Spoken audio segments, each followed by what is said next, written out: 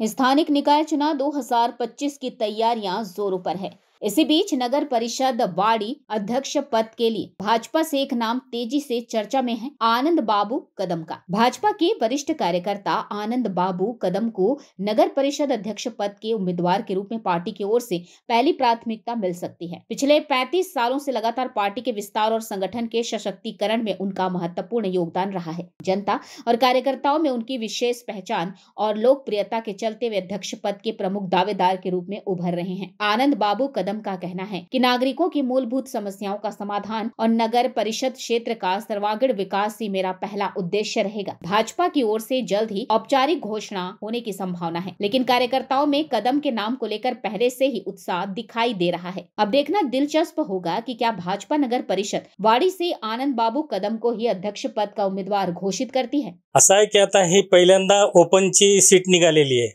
जनरलची seat निघाल्यामुळे आम्ही हे जनरल मध्ये येत असतो मराठा समाज, त्याच्यामुळे आमची ही इच्छा आहे की यावेळेस आम्हाला तिकीट मिळाली पाहिजे। आणि 1995 पासून सतत आम्ही पक्षाचं काम करत आहे। गुडदे पाटील दोनदा होते, त्यावेळेस फडणवीस होते दोनदा, तेव्हापासून आम्ही काम करत आहे। मी 1995 ला गावचा उपसरपंच झालो, त्यावेळेस सरपंच पद हे एससी समाजासाठी आरक्षित होतं। त्यावेळेस पासून कधीच ओपनची सीट आली नाही।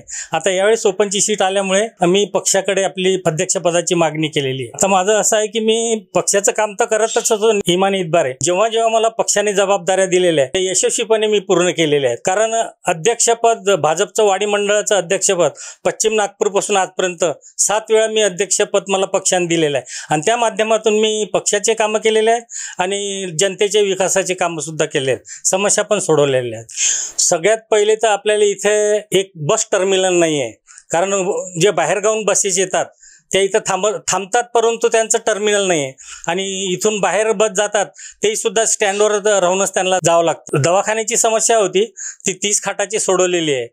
मटन मार्केट जे आहे ते रस्त्यावर हायवेला लागलेलं आहे, तर ते आपल्याला कुठेतरी एका विशिष्ट ठिकाणी ठेवून त्यांना सुरक्षित जागा द्यावं लागणार आहे।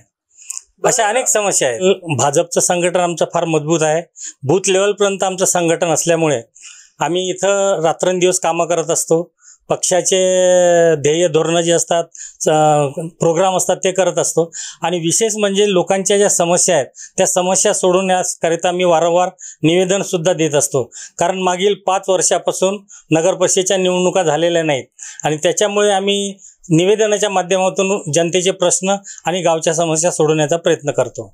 आणि हा तिसरा टर्न समीरजी मेघे यांचा आहे, त्याच्यामुळे इथे विकास कामं फार झपाट्याने झालेले आहेत आणि विकासाच्या कामाच्या बरोबर ज्या समस्या आहेत जनतेच्या त्या सुद्धा सोडवण्यासाठी प्रयत्न झालेला आहे।